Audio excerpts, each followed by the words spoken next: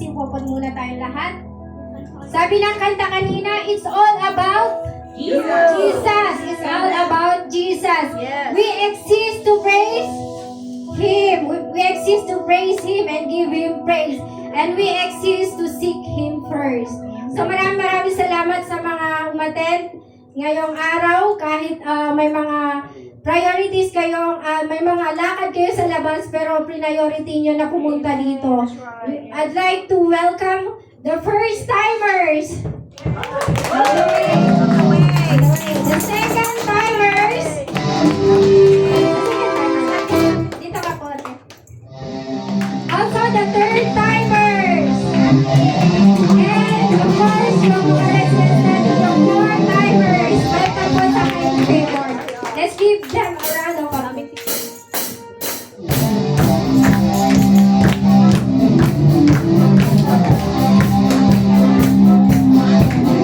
Yes, I love you with the love of the Lord.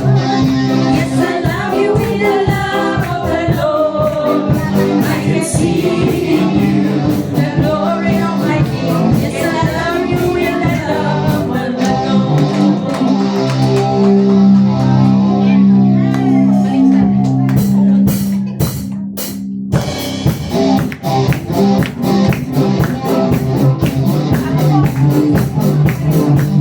Oh, when I see, oh, when I see it's gone marching in. Oh, when I want to be the number. Oh, when the saints go marching in. Oh, when the saints go marching in. Hallelujah. Oh, yes, Lord. Thank you, Jesus. Welcome, Joy. Second timer natin. Palakpakan naman natin si Joy. Hallelujah. Please raise your hand towards her at sama-sama nating ipanalangin si Joy. Yes, Lord. Thank you, Jesus, for the life of Joy, Lord. Salamat, Lord. At Lord, sabi mo nga, when we pray, you are listen, Lord God. Kaya naman, Lord, pinapipray namin si Joy sa kanyang buhay.